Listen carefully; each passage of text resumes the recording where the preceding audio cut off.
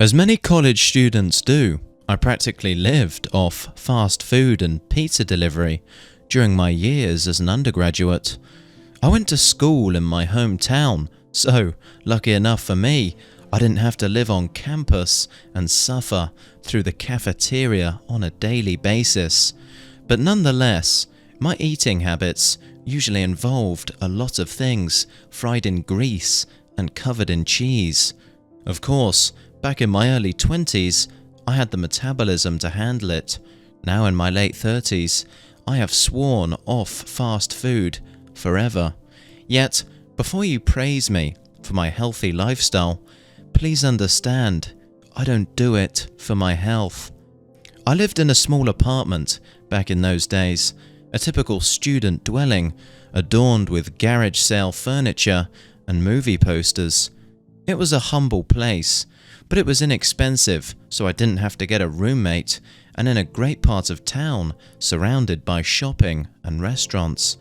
Since my apartment was on the bottom floor, it wasn't uncommon for me to come home from time to time with advertisements taped to my door or hung on my doorknob from local businesses.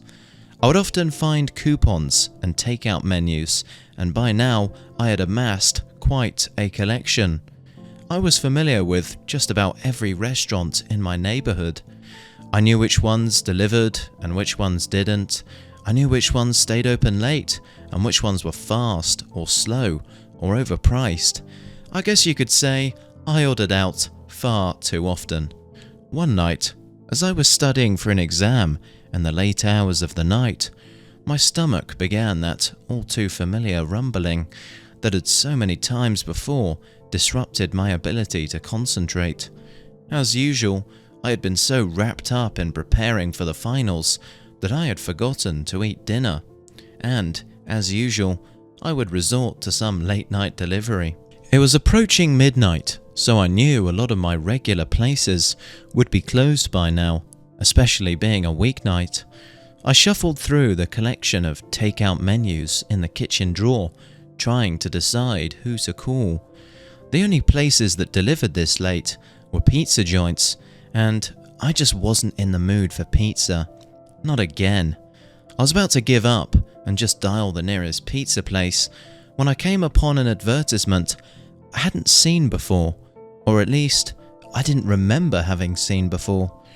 It was just a square piece of glossy paper that looked as if it had been torn from a magazine or one of those inserts they put in newspaper. Strangely, I didn't remember having torn this out, but then again, I had been in a fog of constant studying for nearly 2 weeks, so perhaps I had saved this and just forgotten about it. The ad featured a cartoonish clown mascot holding balloons. Beside him was a comic-style speech bubble with the words, "Carnival Burgers, now open until 3:30 a.m. We deliver." Beneath the speech bubble was a telephone number. I had never heard of Carnival Burgers before. Was it a new place? I had reservations about ordering a burger by delivery, but I thought, why not? I mean, how bad do you have to be to mess up a burger? I dialed the number. It rang only once before a voice picked up the other end. "Thank you for calling Carnival Burgers. Would you like to try our special house burger?" The voice sounded almost electronic, like it was pre-recorded. No thanks," I said. "I'd like to place an order for delivery." "Excellent. I would be happy to take your order, sir," the electronic voice replied in a far too upbeat manner. "What would you like?" I'll take a hamburger with cheese, pickles, lettuce, onions and tomatoes, and a side of fries." "Would you like mustard, mayonnaise, or our special house sauce?" Mustard, please." "Excellent. Your order will arrive shortly. Thank you for calling Carnival Burgers." The line then disconnected. I figured the person on the other end must have accidentally hung up. I hadn't given them my address or my payment information, and the voice hadn't given me my total. I dialed the number again to complete the order, but this time, it just kept ringing. I let it ring for what felt like a solid 5 minutes. When no one answered, I hung up and dialed again. The same thing happened. The phone just kept ringing. I thought maybe they were busy, which would have been odd being so late in the middle of the week, but maybe their burgers were just that good, and maybe I had just gotten lucky getting through the first time. Doubtful. I tried one more time. Finally, after about the third ring, the line picked up. The same electronic voice spoke, but this time it sounded slower and deeper, like the recording had been slowed down. "Thank you for calling Carnival Burgers. Would you like to try our special house burger?" "No thanks, I actually called a little while ago. I think the line was disconnected. I never gave you my address." "No worries, Jake," the slow electronic voice replied. "Your order is on its way." And with that, the line hung up. I never gave them my name.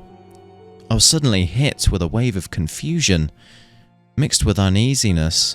My logical brain tried to weave a scenario in which they could know my name without me having given it to them. Maybe I had ordered from this place before and I just didn't remember.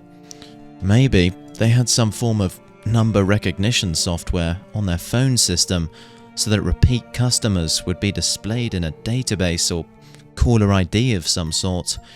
Maybe that's also why they didn't ask for my address. Perhaps it was already on file from a previous order. Or maybe I did give them my name and I was just mistaken, thinking I didn't. As much as I wanted that explanation to make sense, I knew I had never ordered from them before. I can be absent-minded at times and forgetful, but not that forgetful.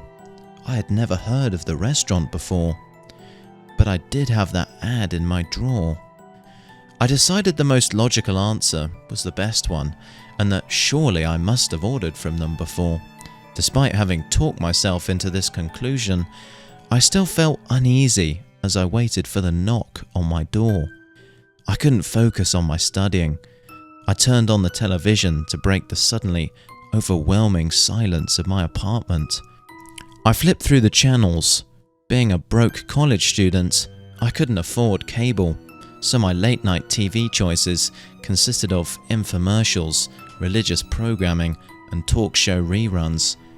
I settled on some trashy talk show where the host was telling people who was and who wasn't the father, when the TV signal was cut in with static.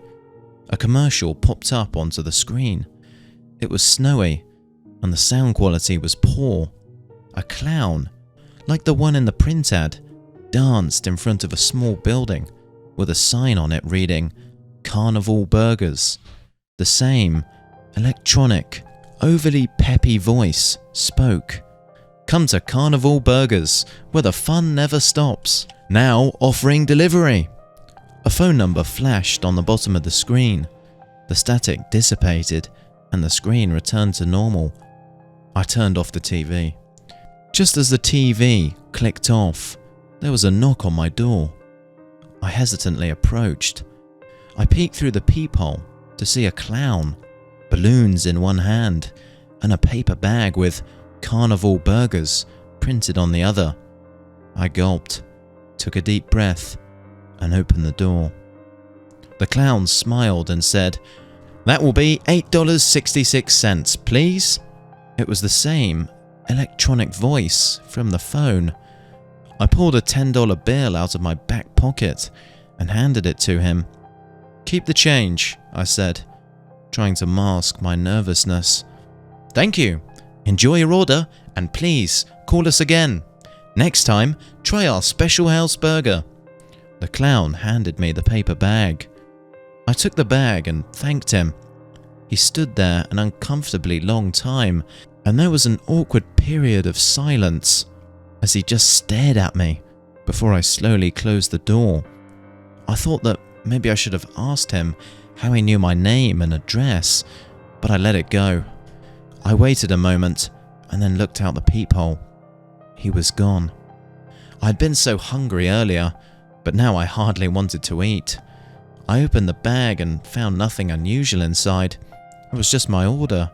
Just a hamburger with cheese, pickles, lettuce, onions, tomato, and mustard, with a side of fries. It was warm and smelled good. I felt my uneasiness diminish and my hunger return. I ate the burger and fries, and it was actually quite decent. It wasn't the best burger I'd ever had, but certainly not terrible. After eating, I studied a little while longer before crashing at about 2 a.m. A few days later, it was the weekend, and I was driving home to my parents' house to spend the weekend with them. A couple of days of my mum's home-cooked meals and my old, comfy bed was just the thing I needed before finals week. They lived in town, so it wasn't a long drive, and I liked to visit when I could. As I was driving, I came across some road construction. I followed the detour signs to an off-road that I was unfamiliar with. I was aggravated, but as I said, it was a relatively short drive, so a small detour wouldn't make much of a difference. The detour guided me into an old residential neighborhood. There weren't many businesses, just all houses, a small park, and then there it was, on the corner of an intersection. It was the building I had seen in the television ad. Carnival Burgers. I pulled into the parking lot and stopped. It was certainly the same building, but unlike the one in the ad, it was old and run down. The painted sign was faded and covered in dirt. Some of the windows had been broken out and replaced with boards. It looked as if it had been abandoned for years. I got out of my car and peered through one of the windows. Inside were booths and tables, blanketed with dust. There were cracks in the walls and cobwebs draping the small amount of furniture still left inside. In one corner was a plastic statue of a smiling clown holding a chalkboard menu with the now barely legible words, "Ask about the special house burger." I felt weak in the knees and a pain in my chest. This couldn't be the same place. Once again, my logical mind began to rationalize the situation. This was obviously just an old, abandoned location. The restaurant had been moved and reopened somewhere else. There was no "now located at" sign, but that had to be it. I got back in my car and continued to my parents' house. Later that night at dinner, I asked my mother if she had ever heard of Carnival Burgers. My parents had lived their entire lives in the same town, so if anyone would know about it, they would. When I asked her, she told me, "Oh yeah, the old burger joint. It was shut down a long time ago. They said for sanitation reasons. It was actually kind of a big deal when we were kids. We all loved going there. It was kind of a McDonald's knockoff, but it was fun. They had this clown that would give out balloons. What was his name?" My father cut in. "Jestero, because of that weird voice of his. Some sort of electronic voice box. I thought it was creepy. I thought he was funny. I was sad when they closed it down," my mother said. My father continued. "They said it was for uncleanliness, but the rumours are that it shut down because of the disappearances." He looked over his glasses and spoke in a melodramatic tone for effect. "Oh, those were just the stories the older kids told us, to scare us." "What stories?" I asked.